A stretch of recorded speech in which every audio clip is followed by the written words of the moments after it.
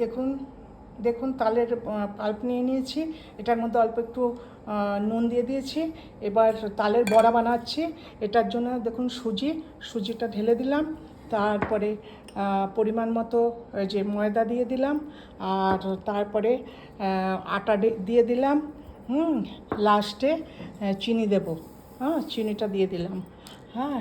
আর এদিকে এই যে মৌরিটা আছে, মৌরিটা পুরোটা ছড়িয়ে দিচ্ছি। এবার এটা নাড়তে থাকবো, এটা মাখতে হবে। দেখুন এইভাবে মাখতে হবে।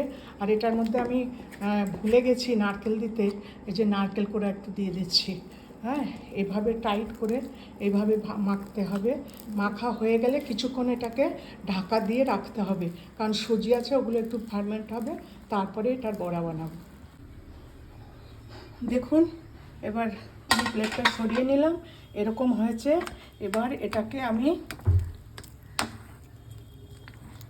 অল্প একটু ঘেঁটে নিচ্ছি, হ্যাঁ। ঘেঁটে নেওয়া হয়ে গেলে এবার আমি একটু ছোট ছোট হাত পরিষ্কার আছে আমার, এদিকে আমি তেল গরম করে নিয়েছি, আমি ছোট ছোট করে দিতে থাকছি, হ্যাঁ। আপনারা দেখতে থাকুন, অল্প অল্প করে ছোট ছোট। তালের বড়া বেশি বড় হয় না, একটু ছোট ছোট হয়, তবে সুন্দর লাগে দেখতে।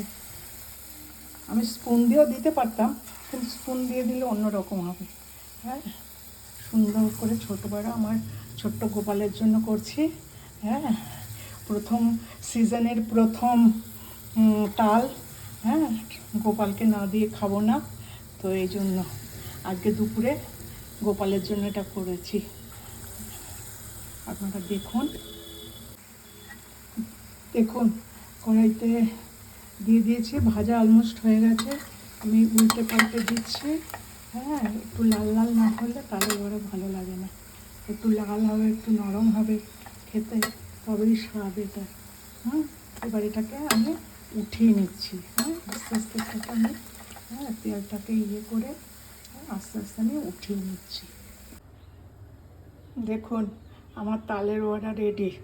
আপনারা খেয়ে অবশ্যই বলবেন কেমন হয়েছে। ঠিক আছে, থ্যাংক ইউ।